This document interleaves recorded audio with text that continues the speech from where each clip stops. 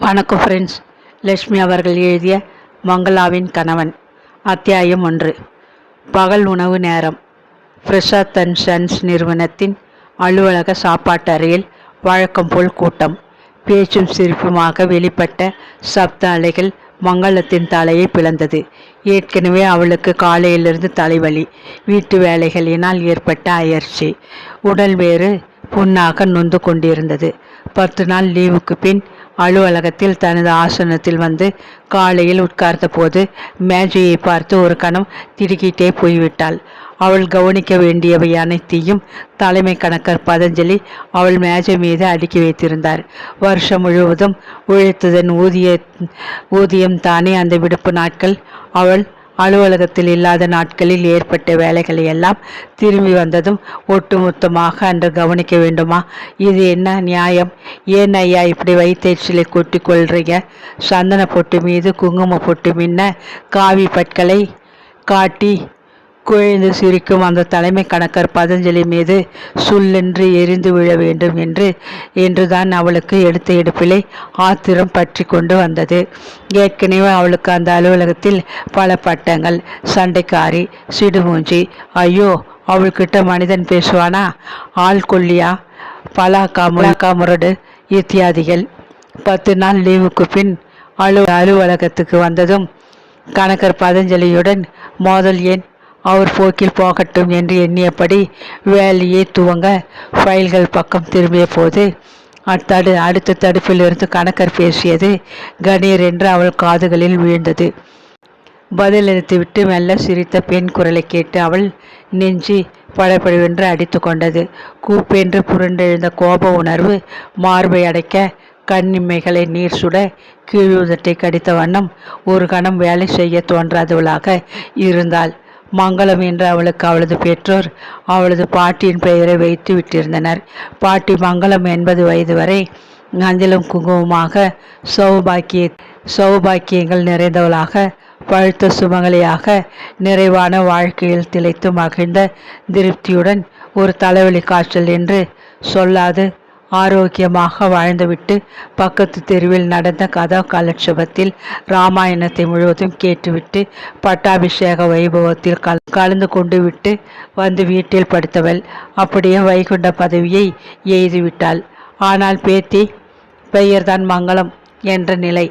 சாப்பாட்டறையின் வாயிலில் வந்து எட்டி பார்த்தால் பெண்களுக்கென்று அந்த பெரிய அறை ஒரு சிறு தடுப்பினால் 2ஆக பிரிக்கப்பட்டு இருந்தது. மேஜையின் மீது டிஃபன் பொட்டலத்தை பிரித்து வைத்து கொண்டு பக்கத்தில் இருந்த மற்றொரு பெண்ணுடன் பேசி சிரித்து கொண்டிருந்தாள் மாலினி. புதிதாக வேலைக்கு வந்திருந்த டைப்பிஸ்ட் அவள். 1 மாதம் கூட முழுதாக ஓடவில்லை. அதற்குள் அவளுக்கு அலுவலகத்திலே தெரியாதவர்கள் யாருமே கிடையாது. கண்களால் சிரித்து கலகலவென்று பேசுகின்ற அவளை பார்த்து பல்லை காட்டி பதில் பேசாத ஆளே அந்த அலுவலகத்தில் இல்லை என்ற நிலைமை உருவாகிவிட்டிருந்தது. தலைமை கணக்கர் பதஞ்சலிக்கு பெண் ஊழியர்களிடம் அதிகப்படியாக பேசுவது ஓர் இனிமையான பொழுதுபோக்கு. நரைத்த கிராப்பு முடியும் அவர் வயதும் அவருக்கு அளித்திருந்த தனிப்பட்ட உரிமை இது என்ற எண்ணம். நாகரத்தினம், என்ன இன்னைக்கு ரொம்ப குஷியாக இருக்கியே, சங்கதியை நான் தெரிஞ்சிக்க கூடாதா? சவிதா, உன் அண்ணா அமெரிக்காவிலிருந்து வரப்போவதாக சொன்னியே, வந்து விட்டாரா? அது என்ன, அண்ணா வாங்கிட்டு வந்த ஃபாரின் வாட்சா? காட்டு பார்க்கலாம். அட, இது என்ன கை மேலே சின்ன காயம்? நீ சமைச்சதின் அடையாளமோ? ஷீலாவை எங்கே காணோம்? அவள் பாட்டியை ஆஸ்பத்திரியிலேயே அனுமதிச்சிருந்தாங்களாம். பாவம், அந்த அம்மா உடம்பு இப்போ எப்படி இருக்கோ? சோச்சோ. ஹலோ மேரி, உன்னை பஸ் நிலையத்திலே உன் ஃபியான்சி வில்லியத்தோடு நேற்று சாயங்காலம் பார்த்தேனே, நீ எங்கே என்னை பார்க்க போற? உன் நினைவு எல்லாம் வேற லோகத்திலே இருந்ததே. ஓஹோ ஓஹோ. பலத்த சிரிப்பு. அலுவலகத்திருந்த பெண் டைப்பிஸ்டுகள், கணக்கர்கள், ரிசப்ஷனிஸ்ட், டெலிஃபோன் ஆப்ரேட்டர் அத்தனை பெண் ஊழியர்களையும் ஒரு மேலே அழைக்கும் துணிவும் அவர்களது சொந்த விஷயத்தில் தலையிட்டு தூண்டி துருவி கேட்கும் ஆதங்கமும் அவருக்கு உண்டு. மங்களம் மட்டும் அதற்கு விதிவிலக்கு. அவள் அங்கே வேலைக்கு வந்த புதிதில், மங்களா, நீ அண்ணா நகரில் இருந்து தானே வர? கௌசிகா கெமிக்கல்ஸில் தானே உன் அண்ணா வேலை பார்க்கிறார்? நட்புரிமை பாராட்டி அவர் கேட்டபோது அவள் கோபத்துடன் வெடித்து விட்டாள். மிஸ் மங்களான்னு கூப்பிடுங்க சார். ஒருமையிலே என்கிட்ட யாரும் பேசுறதை நான் விரும்பலை. நான் இங்கே வீட்டு வெம்புகளை பரிமாற வரவில்லை, வேலை பார்க்க வந்திருக்கேன். தாழம்பு நிறத்தில் ஒடிய உயரமாக பளபளத்த கண்களோடு வந்து ஆசனத்தில் உட்கார்ந்த அந்த அழகான மங்களாவிடம் கொஞ்சம் பேச வேண்டும் என்ற ஆசை அவரது பிடரியை பிடித்து உந்தியது உண்மை. அந்த ஃபைலை அவசரமாக திறந்து அவளது விண்ணப்பத்தாளில் கண்ட முகவரி இத்தியாதிகளை கவனம் செய்து கொண்ட பின்னர் தான் பேச்சை துவக்கினார். தங்கமாக மின்னிய முகம் குங்குமமாக மாறி கண்களில் நெருப்பு கொட்டியதை கண்டு ஆள் அயர்ந்துதான் போய்விட்டார். ஆனாலும் ஒரு பெண்ணுக்கு இப்படியா கோபம் வரும்? பத்திரகாளி போல சேச்ச! அதிர்வேட்டாக அவள் வெடித்ததை கேட்டு அவர் அதிர்ந்து போய்விட்டார். அதனாலே என்னவோ அவர் வேணுமென்ற மேனேஜர் பார்க்க வேண்டிய ஃபைல்கள், மற்றவர்கள் கவனிப்பில் வைக்க வேண்டிய வேலை எல்லாவற்றையும் அவள் மேஜை மீது குவித்து வைத்து பழி தேய்த்து கொள்வது வழக்கமாகிவிட்டது. இரண்டொரு தடவை அதை பற்றி அவள் சண்டை போட்டாள். என்னம்மா இப்படி வேலைக்கு கணக்கு பார்க்கிற? நான் பார்க்கறதில்லை. மகாராஜன் கை நிறைய சம்பளம் கொடுக்கிறான், ஒழிச்சிட்டு போவோமே.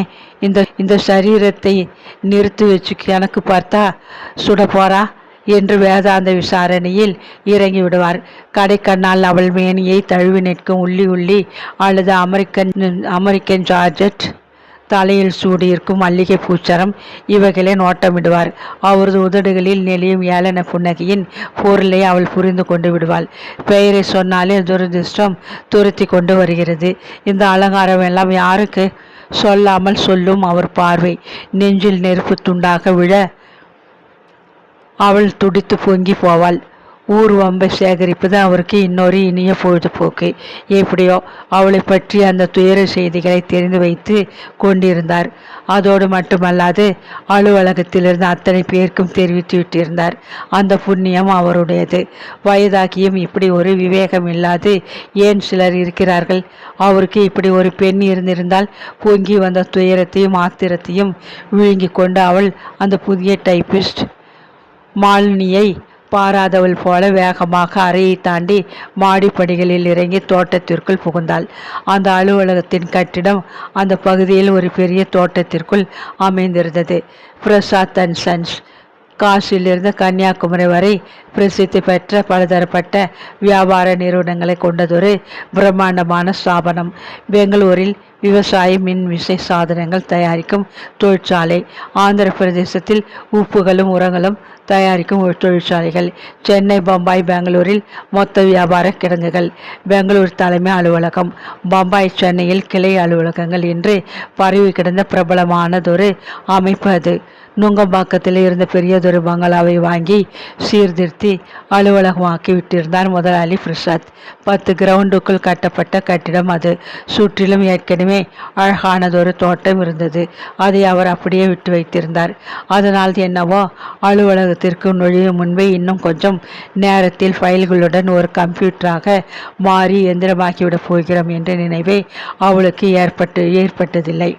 கார் பாதையின் இரு மரங்களிலும் அழகு செய்ய வண்ண மலர்களை விரித்து கொண்டு வரிசையாக நிற்கும் காணா வாழைகளையும் அதற்கு பின்னால் பரவி கிடக்கும் புல்வெளியையும் இங்கும் அங்கும் நிழல் கொடுத்து வளர்ந்து நிற்கும் செங்கொன்றை மரங்களையும் பல வண்ண போகன் வில்லா வேலிகளையும் பார்த்தபடி எங்கேயோ ஒரு வீட்டிற்கு தேநீர் விருந்துக்கு போவது போன்ற ஓர் இனிய நினைப்புடன் தான் அவள் உள்ளே செல்வது வழக்கம். தன் வீட்டு சூழ்நிலையில் இல்லாத அமைதியை அவள் அலுவலகத்தில் தேடினாள். ஆனால் அங்கே தலைமை கணக்கர் போன்று மனதை தைக்கும் முட்கள் சில இருக்கத்தான் செய்தன. சுற்றுச்சுவர் ஓரமாக வளர்ந்திருந்த செங்கொன்றை மரத்தடியில் புல்தரை மீது வந்து உட்கார்ந்து கொண்டாள். அலுவலகத்திலிருந்து சிலர் வெளியே இருந்த ஹோட்டலுக்கு சாப்பிட விரைந்து கொண்டிருந்தனர். ஆபீஸ் பையன்கள் இருவர் யாருக்கோ காஃபி வாங்கி வர பிளாஸ்குடன் ஓடிக்கொண்டிருந்தனர். அவள் யாரையும் பார்க்க விரும்பவில்லை. தனிமையை நாடித்தான் அங்கே வந்திருந்தாள். கையோடு கொண்டு வந்த அந்த பிளாஸ்டிக் பையை திறந்தாள். பெங்களூருக்கு ஒரு சமயம் அவள் போன போது ஒரு கடையில் வாங்கிய பை அது. குழாய் வடிவில் அழுத்தமான பிளாஸ்டிக்கால் ஆனது. தண்ணீர் பாட்டில், காஃபி பிளாஸ்க், சின்ன டிஃபன் சம்புடம் மூன்றையும் அடக்கமாக வைத்து கையில் தூக்கி கொண்டு பஸ்ஸில் பயணப்பட சுலபமாக இருந்தது. டிஃபன் சம்புடத்தை திறந்தாள். காலையில் அவளே தயாரித்து அழைத்து கொண்டு வந்த உப்மா ஆறி களியாக கட்டி தட்டி போயிருந்தது. தொட்டு கொள்ள ஒரு வாரத்தில் வைத்திருந்த எலுமிச்சங்காய் ஊறுகாய் துண்டத்தை விரலால் தொட்டு வாயில் வைத்த போது தலைமுடியை குலுக்கிவிட்டது போன்ற காரம் உச்சந்தலைவரை ஓடியது. அண்ணா பெண் ஷைலாவின் கல்யாணத்திற்கு பரிசாரகன் தயாரித்த ஊறுகாயில் மீந்ததை மன்னி ஒரு ஜாடிக்குள் வழித்து போட்டு கல்யாண மண்டபத்திலிருந்து எடுத்து வந்து விட்டிருந்தாள். அது இப்போது வீட்டில் உபயோகத்தில் இருந்தது. ஷைலாவின் கல்யாணத்திற்கு மன்னிக்கு உதவ வேண்டும் என்று அண்ணா தான் அவளை வேலையை நின்று 10 நாள் விடுப்பு எடுத்துக்கொள்ள சொல்லி உத்தரவிட்டிருந்தார். அந்த 10 நாட்களில் வீட்டு வேலைகள் அவளை நொறுக்கி தள்ளிவிடப்பட்டிருந்தது. உடல் புண்ணாக நொந்தது. மனம் நெருப்பாக புழுங்கி குமைந்தது. மன்னி அனுசியா சுபாவத்தில் சோம்பேறி. மாப்பிள்ளையும் பெண்ணும் தேனிலவுக்கு உதகைக்கு புறப்பட்டதும் உடம்புக்கு முடியலை என்று படுத்தவள் நாள் 8 ஆகியும் எழுந்திருக்கவே இல்லை. அப்படி ஒரு ஜாலம். அந்த ஒரு வார காலமும் மங்களாதான் சமையலிலிருந்து வீட்டு காரியங்கள் அனைத்தையும் கவனிக்க வேண்டியிருந்தது. கல்யாணம் விசாரிக்க வந்தவர்களுக்கு காஃபி கலந்து கொடுத்து உபசரித்து வாய் ஓய்ந்து போய்விட்டிருந்தாள். ஓடி ஓடி வீட்டு வேலைகளை கவனித்து உடல் ஓய்ந்து விட்டிருந்தது. இன்று அவள் வேலைக்கு போகும் நாள் என்ற நினைவு விடியுமுன் விழிப்பை கொடுத்து விட்டது. நடையில் கேட்ட காலடி சப்தம் அண்ணாவையும் எழுப்பிவிட்டது. படுக்கை நின்று தூக்க கண்களோடு வெளியே வந்தார். சீக்கிரம் நீ குளிச்சுட்டு சமையலை முடி. மன்னிக்கு ஒரே தலைவலி. பாவம், அவளால் எழுந்திருக்கவே முடியலை. குளியலறைக்குள் புகுந்து கதவை பிடித்து கொண்டு அதன் மீது சாய்ந்தபடி நின்ற மங்களாவுக்கு கோபம் அடங்க வெகு நேரம் சென்றது. பெண்ணை தேனிலவுக்கு அனுப்பிவிட்டு படுக்கையில் விழுந்த மன்னிக்கு உடம்பு உண்ணமும் குணமாகவில்லை. அப்படி ஒரு நாடகம். விடுப்பு எடுத்துக்கொண்டு வீட்டில் இருக்கிறாளே மங்களம், அவள் வேலை செய்யட்டுமே என்ற கெட்ட எண்ணம். ஓடி ஓடி வேலை செய்து தங்கையும் ஓய்ந்திருப்பாளே என்று அண்ணாவுக்கு கொஞ்சமும் தோன்றவே இல்லை. மனைவி தான் அவருக்கு முக்கியம். மனைவி, கணவன், வீடு, குழந்தைகள் என்று ஒரு பந்தம் ஏற்பட்டதும் மனிதர்கள் எப்படி மாறிவிடுகிறார்கள். உலகத்தில் சுயநலமிக்கவர்கள் தான் அதிகம் போலும். கசப்பான எண்ணங்களுடன் கண்ணீரை அடக்கி கொண்டு அவசரமாக குளித்து வேறு உடுத்தி கொண்டு குக்கரை அடுப்பில் ஏற்றினாள். காஃபியை கலந்து அண்ணாவுக்கு கொடுத்துவிட்டு மன்னிக்கு ஓவலை கலந்து குடிக்க செய்து உபசரித்தாள். அண்ணாவுக்கு 9 மணிக்குள் சாப்பாடு தயாராகி விட வேண்டும். பரபரப்பாக இலை போட்டு பரிமாறிவிட்டு அவர் சாப்பிட்டு முடிக்கும் முன் பகல் உணவுக்கு அவருக்கு டிஃபன் கட்டி கொடுத்துவிட்டு மேடை அருகே நின்றபடி தட்டில் சாதத்தையும் குழம்பையும் வாரி போட்டு கலந்து ஒரே மட்டாக விழுங்கி முடித்தாள்.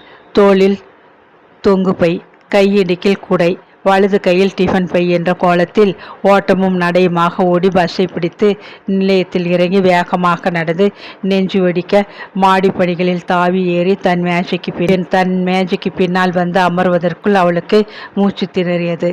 போராக பிரமிக்க வைத்த கூப்புகளில் ஒன்றை எடுக்க திரும்பிய போதுதான் பதஞ்சலி புது டைபிஸ்ட் மாலினியிடம் உறக்க பேசி கொண்டிருந்தார். இன்னைக்கு தான் உதவி அக்கௌண்டன்ட் மிஸ் மங்களா வேலைக்கு வந்திருக்கா. 10 நாளாக ஹாயா வீட்டில் நிம்மதியாக இருந்துட்டு வரா. அவளே செய்யட்டும், நீ கவலைப்படாதே.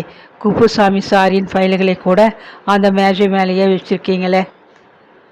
குப்புசாமி லீவில் போயிருக்கான். அவன் மச்சினி குழந்தைக்கு ஆண்டு நிறைவு.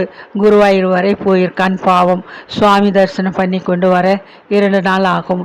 இவ தான் கல்யாண சாப்பாடு சாப்பிட்டு திம்முன்னு வந்திருக்காளே. செய்யட்டுமே, விடு.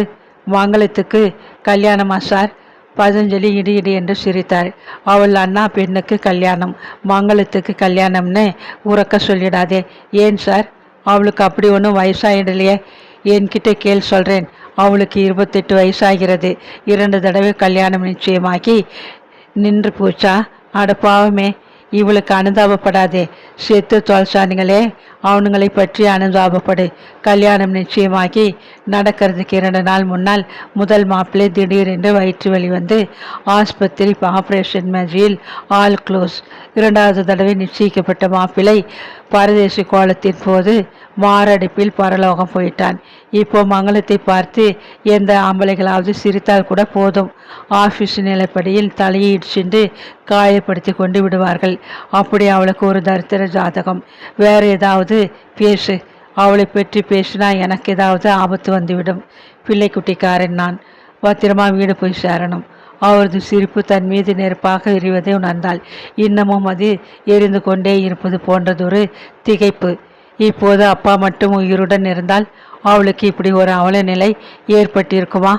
துணிவும் சாமர்த்தியமும் நிறைந்த மங்களா திடீரென்று கோழையாகி யாரும் காணாதபடி அந்த மரத்தடியில் கட்டுப்படுத்த முடியாத கண்ணீரை கன்னங்களில் ஓடவிட்டு விசும்பி அழுதாள்.